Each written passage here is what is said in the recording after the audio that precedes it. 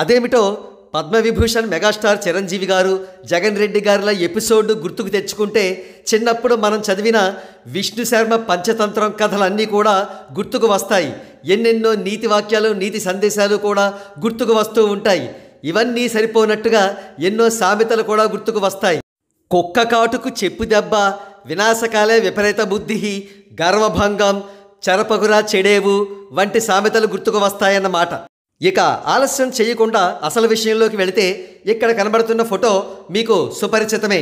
అసలు cinema ticket రేట్ల పెంపు విషయంలో చర్చించే విషయమై జగన్ రెడ్డి ఇంటికి వెళ్ళడమే పెద్ద వేస్ట్ అనుకుంటే చిరంజీవి గారు జగన్ రెడ్డికి నమస్కారం చెయ్యడం అనేది కాస్త ఎక్స్ట్రీమ్ స్టెప్ అనవచ్చు.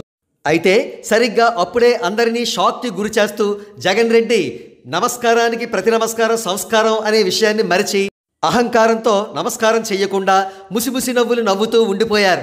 కానీ ఆ క్షణంలో జగన్ రెడ్డి ఊహించలేదు, తాను చిరంజీవి గారికి చేసిన అవమానానికి ప్రతిగా 100 రెట్లు ఎక్కువ అవమానం తనకు ఏపీ అసెంబ్లీలో ఎదురవుతుందని. ఆ సుదినం రానే వచ్చింది. ఇక్కడ చూడండి, జగన్ రెడ్డి పులివెందుల ఎమ్మెల్యేగా ప్రమాణ స్వీకారం చెయ్యడానికి అందరికీ నమస్కారం చేస్తూ వెళుతూ ఉండగా ప్రతి నమస్కారం ఆ మొత్తం అసెంబ్లీలో ఒక్కరు కూడా చెయ్యలేదు. సరిగ్గా ఇక్కడే మనం 2 కనెక్టెడ్ సెంటెన్సెస్ని చెప్పుకుందాం. జగన్ రెడ్డి ఆనాడు చిరంజీవి గారికి నమస్కారం చెయ్యకపోవడానికి కారణం అతడు కుసంస్కారి. అట్ ద సేమ్ టైం అసెంబ్లీలో జగన్ రెడ్డికి ఏ ఒక్కరు కూడా నమస్కారం చెయ్యకపోవడానికి కారణం అతడు కుసంస్కారి. జగన్ రెడ్డి భాషలో చెప్పాలంటే ఇది దేవుడు వ్రాసిన స్క్రిప్టులా అనిపిస్తోంది కదూ? నిజమే, మీరు కరెక్టే.